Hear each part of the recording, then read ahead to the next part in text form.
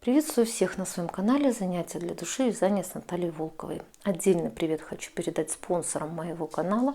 Мне очень приятно, что вы решили меня поддержать. Итак, сегодня я вам хочу показать и рассказать, каким образом можно выполнить вот такой вот очень интересный, теплый и уютный палантин.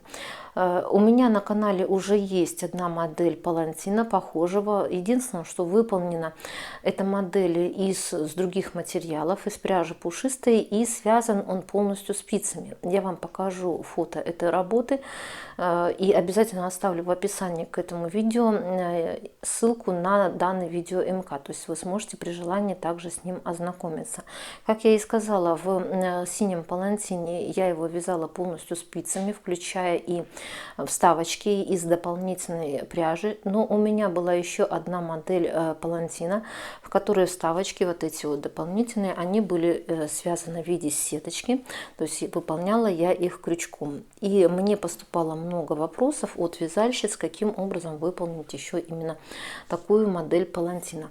Поэтому я вам решила сегодня подготовить очень подробный видео МК, в котором я очень подробно все показываю, рассказываю, как я его выполняла. Я так думаю, что практически любая вязальщица сможет выполнить эту модель палантина при желании, но все же я рекомендую перед выполнением работы просмотреть видео МК в полном объеме, и только после того, как вы решите для себя, что для вас достаточно информации, что вам все понятно, то есть начинать уже выполнение этой работы. Итак, теперь более подробно именно об этом палантине. Выполняла я его из двух видов пряжи. Чуть позже я вам покажу, как выглядит эта пряжа. Использовала основную эту пряжу, это у меня она называется лебяжий пух, очень интересная красивая пряжа, мягкая, пушистая, с небольшим ворсом и с секционным украшением. Именно эту пряжу сейчас на данный момент сложно будет найти в магазинах. При желании вы сможете ее заменить другой пряжей, в частности, например, обычной травкой. Но единственное, что, конечно, палантин будет смотреться уже немножко по-другому. Если же вы захотите приобрести именно такую пряжу лебяжий пух, оставлю ссылочку в описании к данному видео, где вы сможете ее купить по распродаже, то есть по сниженной стоимости. Так что заходите, смотрите расцветочки, и при желании вы сможете эту пряжу приобрести. Также я хотела бы сказать более подробно о размерах данного палантина. Вместе с кисточками он у меня получился в пределах 175 сантиметров, без кисточек около 150 сантиметров, и в ширину он у меня получился 46 сантиметров. То есть, как видите, палантин достаточно большой. Я так думаю, что это будет прекрасный подарок. Сейчас у нас новогодние праздники, далее 8 марта, поэтому очень даже необычный, уютный, теплый и красивый подарок вы при желании сможете сделать своим родным и близким. И еще несколько слов по расходу пряжи. Пряжа лебяжий пух у меня ушло 4 моточка. После выполнения работы у меня остался приличный моток, где-то в районе полмотка, даже чуть-чуть побольше. Поэтому, если вы вдруг решите сделать этот палантин чуть большего размера, или в ширину, или в длину, то я так думаю, что того количества пряжи, что я показываю, вам будет достаточно.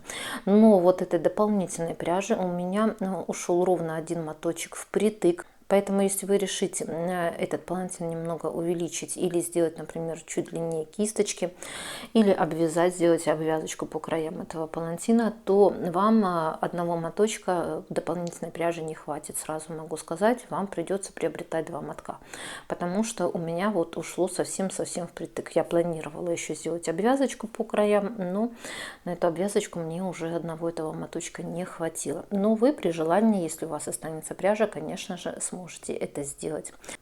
Это основные моменты, которые я вам хотела рассказать про данный палантин. В конце этого видео я также оставлю фото других своих работ, на которые вы сможете найти бесплатные видео МК у меня на канале. Так что заходите, смотрите. Возможно, для кого-то данная информация будет интересная и полезная. Итак, начинаем. Для работы я взяла 2 вида пряжи. Основная пряжа это у меня будет лебяжий пух фирмы Назар. Вот таким вот образом она выглядит. Эта пряжа, значит, в составе у нее один полиамид стопроцентный, ну или акрил в какой-то степени, 100 грамм, 170 метров. То есть пряжа имеет небольшой вот такой вот ворс секционного крошения, очень-очень мягкая и приятная. Значит, таких моточков у меня на палантин большой ушло 4 мотка. Сразу хочу сказать, что именно такую пряжу вы можете не найти в магазинах вашего города. Воспользоваться вы можете ее заменить, например, любой другой пряжей, травкой. Но единственное, что этот палантин, он уже, конечно, немножко по-другому будет смотреться. Если же вы хотите приобрести именно такую пряжу по распродаже, то я обязательно оставлю ссылку в описании к этому видео. То есть это или ВКонтакте, или вы можете написать на почту. И вам обязательно ответят по данному вопросу. То есть еще раз напоминаю, у меня ушло 4 мотка такой пряжи. Дополнительно на сеточку я взяла пряжу вот такую. Это пряжа фирмы Alize, называется Шаль Симли. Это у меня стопроцентный акрил. Сейчас я вам покажу состав. Тут идет 95 акрил и 5 это метанит, так как эта пряжа, она идет с небольшим люрексом. Не знаю, видно вам или нет на камеру, но пряжа это с люрексом. Значит, 100 грамм моточек, и здесь в пределах, да, вот 460 метров, то есть метраж достаточно большой. У меня таких моточков ушел один моточек ровно.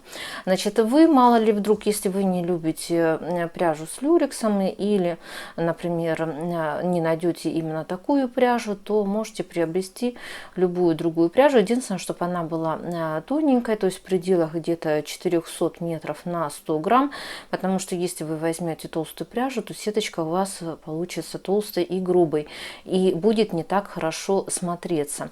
Значит, также вам понадобятся спицы. Я взяла спицы коротенькие, так как мне на них просто было немножечко удобнее вязать. У меня это спицы носочные, размер номер 4,5. Но вы, в свою очередь, конечно же, можете воспользоваться абсолютно любыми спицами, то есть или круговыми, или прямые, что у вас будет в наличии, но чтобы размер был где-то в пределах 4,5. Также мне понадобился крючочек, крючок 2,25 или 2,5, то есть вот такой вот размерчик. Это я буду вязать этим крючком сеточку и обвязку. Также вам понадобится счетчик рядов. Сразу хочу сказать, что на этой пряже достаточно сложно считать ряды, так как их практически не видно. Поэтому я в процессе вязания вот пользовалась вот таким вот счетчиком рядов. То есть у меня он электронный, на батарейках. А вы, в свою очередь, есть еще механические, то есть уже что у вас есть в наличии. Ну, если, конечно, нет наличия, то придется считать вручную вот эти все ряды. Тогда вы можете воспользоваться вот маркерами для вязания, например, рассчитывать определенное количество рядов. То есть это уже как вам будет удобнее, но все-таки со счетчиком рядов немножечко поудобнее работать. Итак, напоминаю, 4 моточка и 1 моточек. Это то, что вам понадобится для вязания этого палантина. Итак, начинаем. Итак, первое, что необходимо будет сделать, это связать 4 полоски из пряжи лебяжий пух. При этом эти полосы будут разной ширины, то есть 2 полосы, которые будут посреди палантина, они будут по 15 петель, и 2 полосы, которые будут по краям этого палантина, они будут по 18 петель. Возможно, у кого-то возникнет вопрос, почему они разной ширины. Дело в том, что 2 полосы, которые будут идти центральные, они будут обвязываться еще дополнительно с 2 сторон сеточкой, за счет чего они немножко как бы подвытянутся, будут чуть-чуть пошире. А 2 полосы, которые будут идти по краям, они с одной стороны обвязываться не будут, и поэтому они будут визуально смотреться чуть-чуть поуже. Поэтому если вы свяжете все 4 полосы, например, одной ширины, то потом у вас визуально будет казаться, что 2 крайние полосы, они немножко уже, чем 2 центральные. Поэтому, как я уже и сказала, я буду вязать эти полосы разной ширины. Начну я вязать с крайней полосы, то есть на 18 петель. Я набираю на спицы номер 4,5, коротенькие, потому что мало петель и мне на длинных спицах неудобно вязать. Набираю обычным абсолютно способом 18 петель.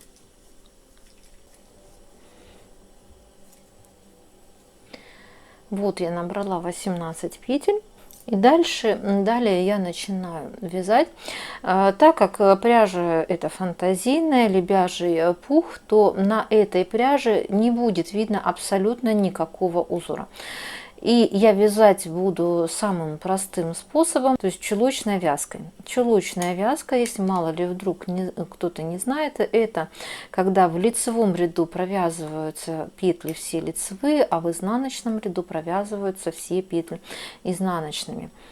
При этом я буду пользоваться, как я уже до этого и говорила, вот таким вот счетчиком рядов, так как на полотне, связанном из лебяжьего пуха, из этой пряжи, очень сложно потом на самом деле считать, сколько вы провязали рядов.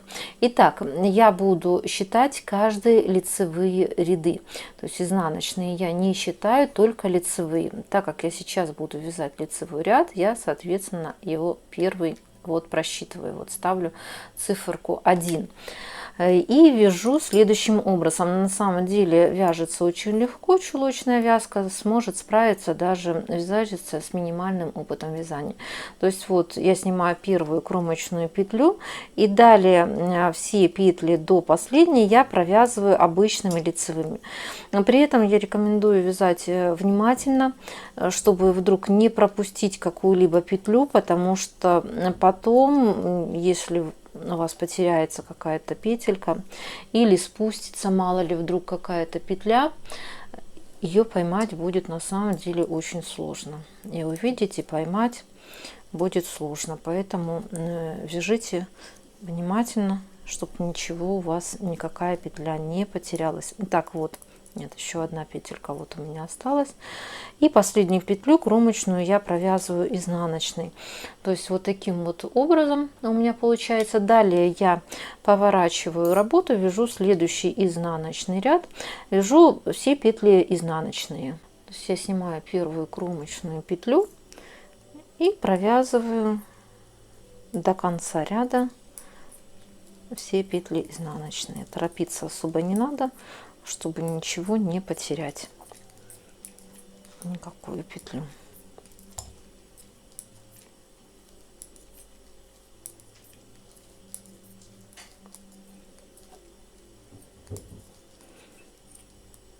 Вот, я провязала до конца ряда все петли изнаночными, то есть выглядит у меня все вот таким вот образом. Далее я поворачиваю работу и вяжу следующий ряд. Конечно же, не забываем, что если у вас счетчик рядов, то так как вы будете вязать лицевой ряд, обязательно его нужно считать, то есть приплюсовывать сюда. В общей сложности я буду провязывать вот такой вот чулочной вязкой планочку на 140 лицевых рядов.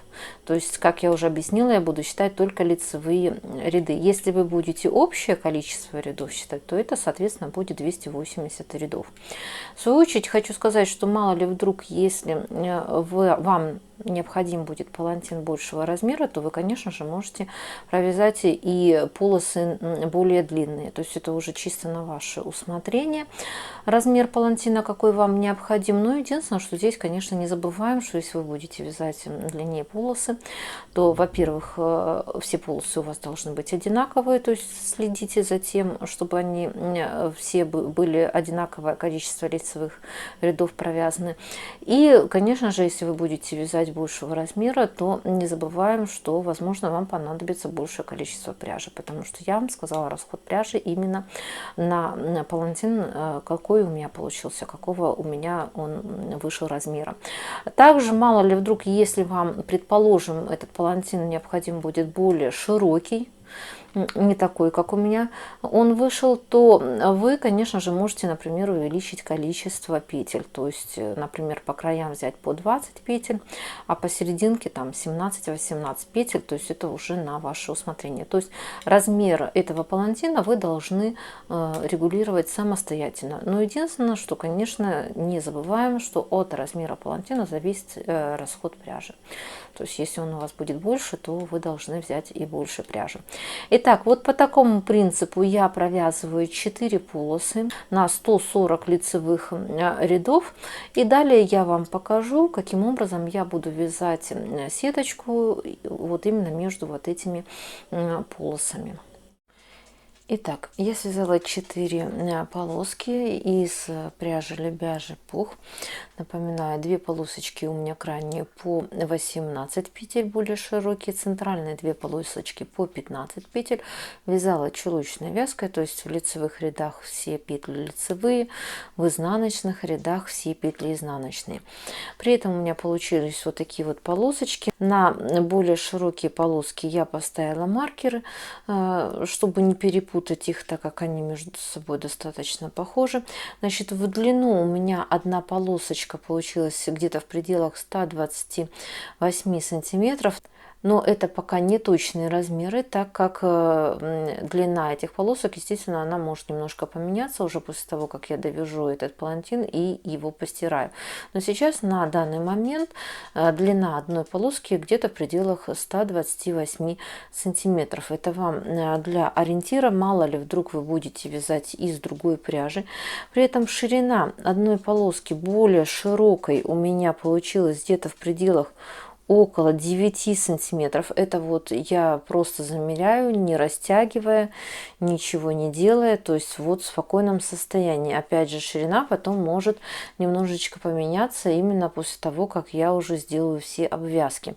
И более узкая вторая у меня вот здесь вот лежит полосочка, она немножечко поуже, сейчас я вам скажу.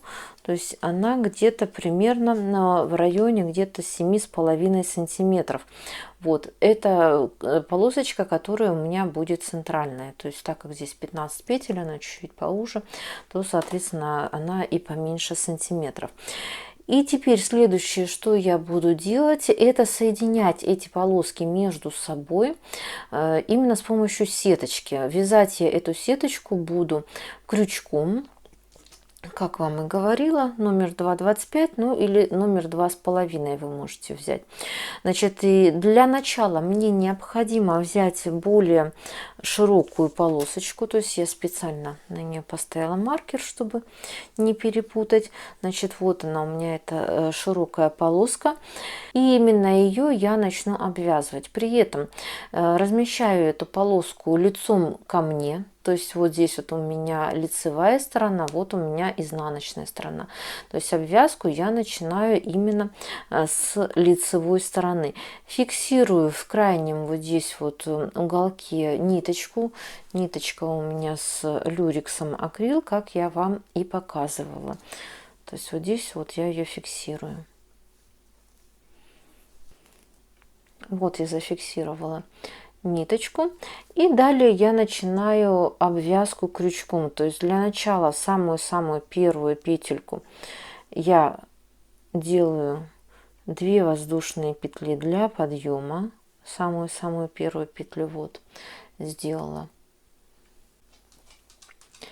И далее я начинаю вязать столбиками с накидом. Первый столбик с накидом вот я провязываю сразу в первую вот эту боковую петельку. То есть делаю накид и провязываю первый столбик с накидом. Вот он у меня. Далее я делаю одну воздушную петлю. И следующий столбик с накидом я провязываю в следующую боковую петельку. Ее, да, конечно, не очень хорошо видно, но это уже специфика работы вот именно с такой пряжей. Опять же, я делаю одну воздушную петлю, в следующую боковую вот здесь вот петельку я провязываю один столбик, одна воздушная петля. И в следующий также я провязываю один столбик, боковую петельку. То есть вот у меня получается вот как бы вот такая вот начальный первый ряд сеточки. Еще раз покажу, кому непонятно. Между каждым столбиком с накидом я провязываю одну воздушную петлю. И вот в каждую боковую вот эту вот петельку один столбик с накидом. То есть в принципе несложное абсолютно вязание. Крючком понадобится минимальный буквально опыт вязания. То есть вот таким вот образом у меня все это получается. По такому принципу я буду довязывать до конца вот этой вот планочки. То есть вот у меня получается вот таким вот образом. И я буду провязывать до самого-самого конца этой планки. Опять же напоминаю, что я начала обвязку с более широкой планки. То есть вот до сюда. Планочка это у меня на 18 петель. Мало ли, если вдруг не понял кто. То есть вот до конца я довязываю. Далее я вам покажу, как я буду вязать второй ряд именно этой сеточки. Так вот, я довязала до конца планочки, то есть провязывала по одному столбику с накидом в каждую боковую петельку, как вам показывала, между столбиками с накидом по одной воздушной петле. То есть вот таким вот образом у меня все получилось. Довязала до конца планочки. Вот у меня краешек вот здесь вот, причем я рекомендую довязывать прям вот именно до конца, не так, что у вас чуть-чуть здесь остается место. То есть вот до последней вплоть петельки. В самом конце ряда после одного столбика с накидом я уже не делаю воздушную петлю и просто в самом конце провязываю еще один столбик с накидом, потому что, если вы помните, в начале ряда я делала как бы 2 воздушные петли, чтобы было одинаковое в начале и в конце ряда. То есть вот я сделала еще один столбик с накидом, у меня получается вот так вот в конце ряда. И далее я буду вязать поворотными рядами, то есть я поворачиваю работу. Вот теперь у меня ко мне смотрит изнанка. И буду вязать следующий ряд сеточки. Вяжется он абсолютно легко по принципу первого ряда. То есть я делаю 2 воздушные петли для подъема, самые первые. Вот они у меня. Далее я провязываю один столбик с накидом. Вот в предыдущий столбик с накидом получается. Таким вот образом. Далее я делаю одну воздушную петлю и провязываю следующий столбик с накидом, следующий вот он предыдущего ряда столбик с накидом, то есть вот сюда вот поближе вам покажу. То есть вот таким вот образом я провязываю следующий столбик с накидом. Далее опять же я делаю воздушную петлю и провязываю следующий столбик с накидом. Несложный абсолютно узор. То есть даже если вы вяжете спицами, при желании этот узор, я думаю, крючком вы сможете выполнить. То есть вот у меня в результате получается как бы вот такая вот сеточка, связанная крючком. И по такому принципу, как я вам показала, я буду провязывать эту сеточку до конца ряда. То есть вот еще раз покажу. Несложное вязание абсолютно. При этом в процессе вязания я не рекомендую очень сильно затягивать полотно, то есть вяжем со средней плотностью, не особо плотно и в то же самое время не рыхло, потому что если вы будете затягивать эту сеточку, то она у вас будет стянутая, не очень хорошо получится. То есть со средней плотностью вяжите. То есть по такому принципу я довязываю до конца вот этой вот планочки, до самого конца. Вот до сюда получается я провяжу. Далее точно так же вот у меня получается столбик с накидом, я провязываю в предыдущий столбик с накидом и сразу, не делая воздушную петлю, я провязываю столбик с накидом еще один вот в последнюю вот эту петельку. То есть у меня как бы в самом начале и в самом конце ряда получается по 2 сразу будет столбика с накидом. После чего я поверну вот таким вот образом работу и начну вязать в обратном направлении. По принципу точно так же, как я вам сейчас показала. То есть провязывая по одному столбику с накидом, между ними делая по одной воздушной петельке. То есть по такому принципу я еще за кадром провяжу какой-то участок. Пока не могу сказать точно, сколько это будет рядов, то есть я вам покажу это и расскажу чуть позже. И далее я вам покажу, какая у меня в результате вязания получилась сеточка. И далее мы будем соединять вот эту вот сеточку со следующей планочкой, которая у нас была более тонкая, то есть которая состояла из 15 петель, то есть средняя планка. То есть далее я вам покажу, каким образом я буду, соответственно, получается, эту сеточку прикреплять к следующей планке. Итак, я уже довязала полностью планочку. В общей сложности я провязала 6 рядов. Вязала по принципу, как вам и показывала. Абсолютно ничего здесь не меняла. В начале каждого ряда и вот в конце вот этой вот планочки у меня получается, как я вам опять же говорила, по 2 столбика с накидом. Сразу я провязывала без одной воздушной петли. То есть вот таким вот образом у меня выглядит с одной стороны и вот таким вот образом с другой стороны. Сейчас на данный момент у меня ширина этой сеточки, она где-то в пределах в районе 5 сантиметров. Но сразу хочу сказать, что после отпаривания может немножко измениться эта ширина. Я так думаю, что она, скорее всего, что чуть-чуть подвытянется. Вы, в свою очередь, конечно же, при желании можете сделать эту сеточку чуть меньше, чуть больше. То есть это уже чисто на ваше усмотрение, как вам больше, так сказать, будет это нравиться. И далее я буду делать соединение именно вот этой вот сеточки, которую я провязала, со следующей полоской, выполненной из пряжи вот лебяжий пух. Каким образом я буду соединять? Я поворачиваю лицо к себе вот этой вот полоски, которую я обвязывала. А получается вот эта вот следующая полосочка, которую я буду присоединять, я ее к себе поворачиваю изнаночной частью. То есть у меня получается, если вот так вот посмотреть, лицо к лицу я соединяю. То есть вот таким вот образом, вот у меня это изнаночка. Если вот так вот я сделаю, то есть это получается лицо у меня в этой и в этой именно планочке. И соединять буду следующим образом. То есть вот у меня закончилась здесь работа. Опять же буду соединять по крайним петелькам.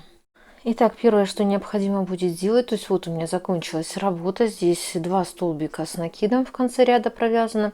Я провязываю самую-самую первую петельку. Вот сюда вот. 1 столбик без накида.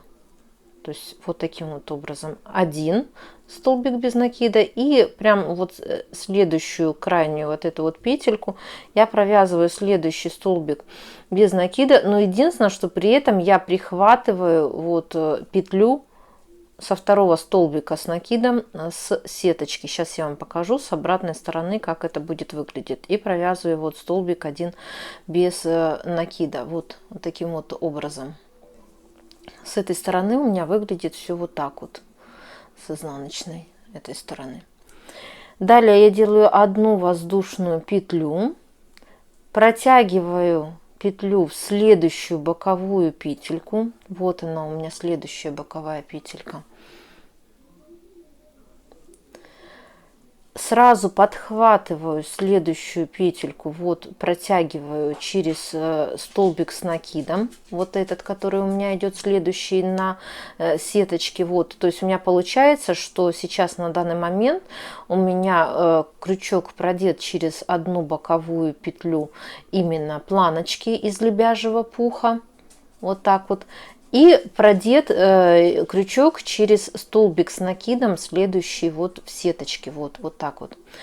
Через все вот эти вот петельки я провязываю 1 столбик без накида.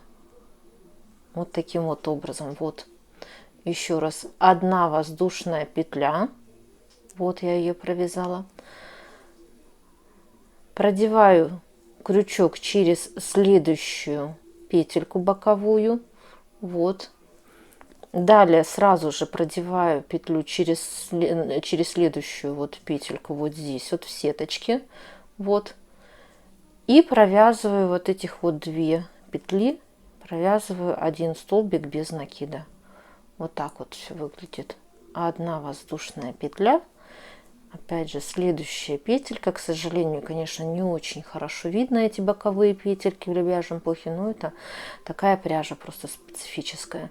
Здесь следующую обязательно нужно следить, чтобы случайно не через одну вот продеть, а именно вот смотрим, провязанная, вот у меня был этот столбик с накидом был провязан, то есть я теперь провязываю следующий столбик с накидом и один столбик без накида я провязываю. То есть вот таким вот образом я буду делать соединение именно вот сеточки со следующей этой полоской. Далее я покажу вам и расскажу, как лучше это будет обработать, а именно отпарить правильно, чтобы все было красиво.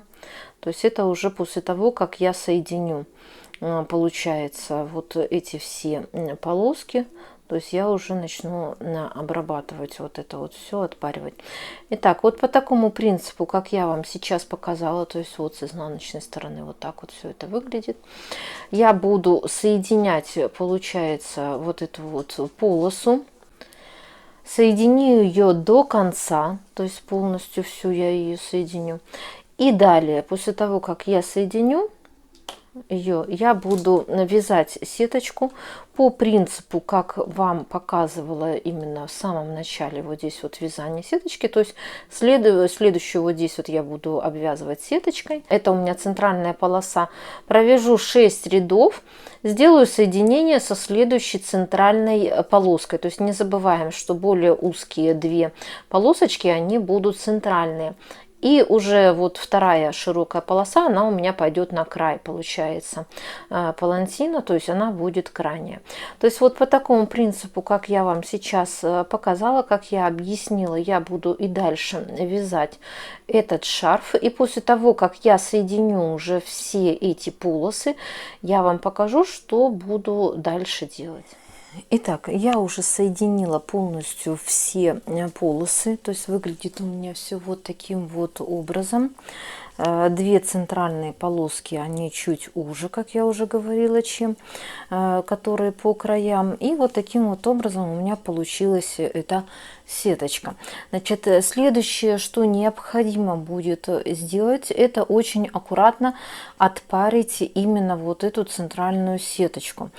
При этом обязательно необходимо учитывать температурный режим вашего утюга, потому что вот, например, как у меня это 100% акрил, если его отпарить очень горячим утюгом, то можно испортить именно само полотно, поэтому обязательно об этом не забывайте, что утюг у вас не должен быть сильно горячий, соответствует тому и должен соответствовать тому типу пряжи, с которой вы работаете. Значит, отпаривать я буду только вот эту вот сеточку, само полотно с лебяжьим пухом я отпаривать не буду. То есть вот только вот эти вот части я сейчас отпарю и покажу вам, что у меня и как получилось. Итак, я распарила уже сеточку, и как видите, она стала такая вот более ровненькая, красивая. Ну и, конечно же, не забываем, что потом в конце необходимо будет его еще стирать, этот палантин, поэтому она уже примет свой окончательный внешний вид. Но сейчас вот на данный момент вот все выглядит вот таким вот образом у меня. И следующее, что я буду делать, что мне необходимо будет сделать, это вычесать именно само полотно из лебяжьего пуха. Ворс в этой пряже не очень длинный, поэтому вычесывается она несложная, эта пряжа. Я воспользуюсь специальной щеткой для животных, но если у вас нет, можете взять обычную массажку. И вот таким вот образом аккуратненько, чтобы не повыдергивать вот именно люрекс из соседней пряжи, которой у нас сеточка связана, именно вот полосу из лебяжьего пуха. Вот таким вот образом я буду аккуратненько подчесывать. То есть вот так вот она становится. Эта полосочка более пушистая, красивая. То есть вот таким вот образом вот участок я вот вычесала, вот он вот таким вот образом теперь у меня выглядит. Для сравнения вот соседний участок, который не вычесан. Не знаю, видно вам на камеру или нет, но здесь более такое уже полотно становится мягенькое и красивое. Итак, вот таким вот образом я теперь буду вычесывать все 4 полосы, и далее вам объясню, каким образом я буду вязать этот палантин. Итак, я уже вычесала все 4 полосы, то есть выглядит у меня все вот таким вот образом. Уже полотно стало более такое симпатичное, красивое. Ну и уже потом в чистовом варианте, когда вы полностью его довяжете, то можно будет посмотреть, где мало ли вдруг вы пропустили какой-то участок и не вычесали, то уже в чистовом варианте можно будет немножечко дочесать этот палантин, в частности даже после стирки. Итак, следующее, что необходимо мне будет сделать, это связать 2 широкие полосы из пряжи Лебяжий пух, значит, по краям этого палантина. При этом вот у меня осталось где-то половинка, наверное, вот одного моточка. Это у меня 3-й моток и 1 целый моток лебяжьего пуха. Я думаю, что этого количества будет пряжи вполне достаточно для того, чтобы обвязать по краям этот палантин. Итак, для начала необходимо зафиксировать ниточку пряжи, вот именно лебяжий пух, с краю, вот здесь вот в уголке этого палантина. Итак, вот я зафиксировала в уголочке пряжу лебяжий пух.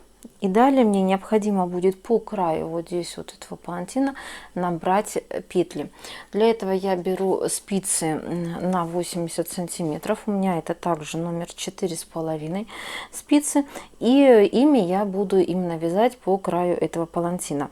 И начинаю набор. То есть вот у меня получается это первая полоса из пряжи лебяжий пух. И как мы помним, крайние полосы я вязала из 18 петель, поэтому по краю вот здесь вот этого полотна мне необходимо набрать на спицы 18 петель.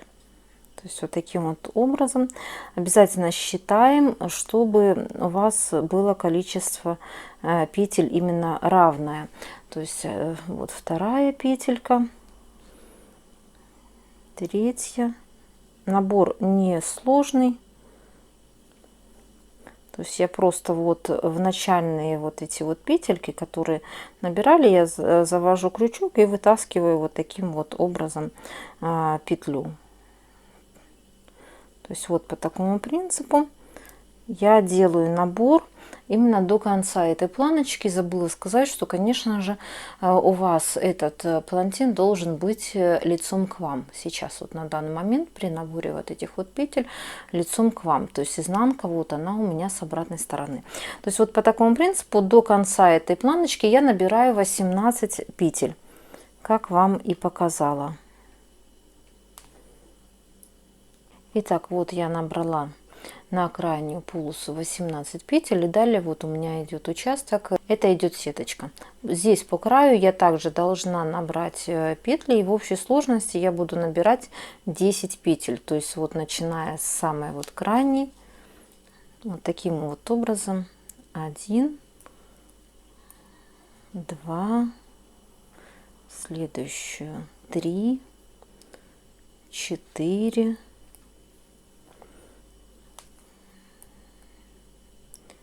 5, 6, 7, 8, 9 и 10. Вот я набрала петель. Это именно по участку, где идет сеточка. То есть вот таким вот образом все выглядит. И по такому принципу я делаю набор, получается, до конца вот этого палантина. То есть далее не забываем, что у меня идет полоса из 15 петель, так как это центральная полоса, поэтому здесь по краю я буду набирать 15 петель. Далее на участке с сеточкой я также набираю 10 петель. Следующая у меня также идет центральная полоса, состоящая из 15 петель, поэтому я здесь по краешку буду набирать 15 петель. Далее по сеточке я набираю 10 петель. И крайняя полоса у меня, как я и говорила, 18 петель она.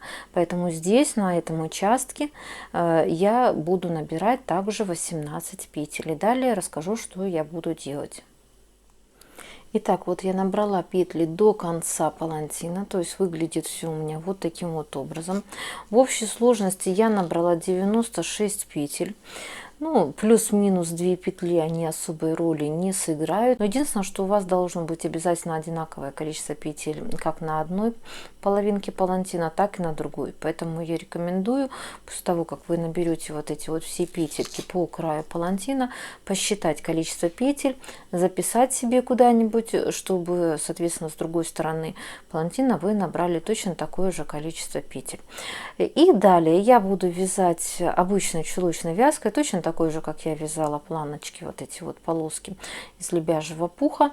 Значит, поворотными рядами, то есть в лицевом ряду лицевые петли, в изнаночном следующем вот ряду я буду провязывать изнаночные петли. Также воспользуюсь счетчиком рядов, чтобы обязательно записать, какое количество рядов я провязала с одной стороны, чтобы точно так же сделать и с другой стороны, потому что я так думаю, что вы понимаете, что обвязка должна быть одинаковой, как с одной, так и с другой стороны. Пока на данный момент я не могу вам сказать точно, сколько рядов я провяжу, то есть я это провяжу за кадром, сориентируюсь, на какую длину я буду вязать, и потом я вам уже покажу, что у меня получилось, и обязательно расскажу, сколько рядов я провязала. То есть так далее я буду вязать за кадром, и через какой-то период времени покажу вам, что у меня получилось. Итак, я уже сделала полностью обвязочку края палантина. Где-то у меня все вот таким вот образом. В общей сложности я провязала 15 лицевых рядов или получается 30 обычных рядов. Это если считать туда-обратно. Значит, в общей сложности у меня получилась эта обвязочка где-то в пределах 12 сантиметров. Но у меня осталось достаточное количество пряжи, то есть где-то более полумотка из 4 мотков. Поэтому при желании, если вам так больше будет нравиться, вы можете сделать эту обвязочку немножко подлиннее. То есть этой пряжи, а именно 4 моточков, вам будет достаточно. И далее следующее, что мне необходимо будет сделать, это закрыть петли. Закрывать я их буду абсолютно обычным способом, ничего не усложняя.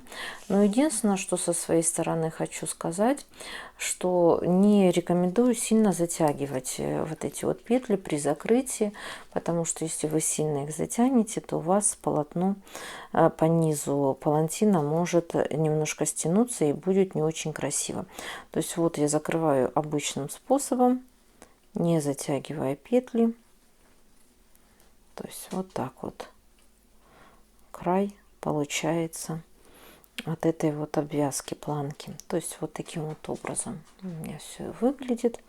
И по такому принципу я буду делать закрытие, получается, абсолютно всех петель, то есть до конца этой планочки. Итак, после того, как я полностью закрыла петли, то есть вот таким вот образом у меня все это выглядит, следующее, что необходимо будет сделать, это, конечно, также вычесать вот эту вот пряжу лебяжий пух вот на этой планочке, что сейчас мы с вами связали, то есть вот таким вот образом. У меня все получается. Более аккуратное, более красивое полотно после вычесывания. Особенно хочу обратить внимание, что хорошо нужно вычесать вот эту пряжу на местах, где вы делали набор петель. То есть вот здесь вот, чтобы не было видно вот этого перехода именно с планок вот на вот эту вот часть, вот в этом месте, где делался набор петель, особенно хорошо все нужно прочесать. И тогда вот видите, если хорошо все прочесать, вот этот вот участок перехода именно с планки одной на другую планку, он практически не заметен. То есть выглядит вот таким вот образом. Итак, после того, как я связала одну планочку с одной стороны, вычесала все это полотно, следующее, что необходимо будет сделать, это связать вторую планку. Ну и, конечно же, не забываем, что количество петель набранное и плюс количество рядов у вас должно быть одинаковое, как с одной, так и с другой стороны. Итак, после того, как я связала 2 планки, вычесала эти 2 планки, следующее, что необходимо будет сделать, это сделать кисточки. То есть я заранее нарезала вот такие вот ниточки. Кто не знает, мало ли вдруг каким образом делаются кисточки, то очень подробно я это показываю, рассказываю в видео МК с синим палантином. То есть вы можете там посмотреть, если что, эту информацию. Я сделала кисточки где-то в пределах 29 сантиметрах. Вот так вот даже. Около 30 где-то я нарезала эти кисточки. И далее я их буду прикреплять следующим образом. То есть я буду, скорее всего, что брать где-то по 4 или по 5 ниточек. Сейчас посмотрю. Так, чтобы кисточки были более-менее хорошие, не жиденькие. По 5. Да, по 5 ниточек я буду брать. То есть вот я их вот таким вот образом соединяю между собой. И буду их крепить по краю планочки, которые я вязала по краям. Вот в эти, получается, петли закрытия. То есть их, конечно, не очень хорошо видно. Ну, как, в принципе, все везде связанное этой пряжей не очень хорошо видно. То есть вот таким вот образом я прикрепляю вот эту вот кисточку. Следующую кисточку я буду прикреплять через одну петельку закрытия. То есть я их буду делать не в каждую петлю закрытия, а через одну петлю закрытия. То есть вот таким вот образом. Сейчас еще одну кисточку вам покажу, как я делаю. Так, 4 и 5 вот получается ниточка. Вот так вот делаю их. И получается через одну петлю закрытия, то есть не вот в следующую, вот у меня здесь следующая петля, а через одну я креплю следующую кисточку. Вот так вот. То есть вот у меня будет получаться вот таким вот образом эти кисточки. По такому принципу я, соответственно, делаю до конца с одной стороны вот эти вот кисточки. И также делаю с другой стороны палантина кисточки с обратной стороны. Единственное, что потом останется, это после того, как я все кисточки обычно делаю, я их равняю. Для того, чтобы они по низу были ровненькие. Потому что если так посмотреть, видите, здесь кончики не особо ровные. Как с этой, так и с этой стороны. Вот кончики не особо ровные, что-то немножечко торчит вот на темном месте, я вам сейчас покажу. То есть я каким образом это делаю? Вот так вот пальцами выравниваю вот эти все кисточки. Вот дохожу до конца практически. И вот этот вот кончик, краешек, я его просто подрезаю ножницами. И тогда у меня кисточки получаются ровненькими. То есть это также необходимо будет сделать. Но единственное, что это все я уже буду делать, конечно, за кадром. То есть я вот это все выполню, сделаю кисточки и покажу вам, что у меня в результате получилось. Итак, я доделала уже кисточки и решила вам все-таки показать некоторые моменты, связанные вот именно с этими кисточками.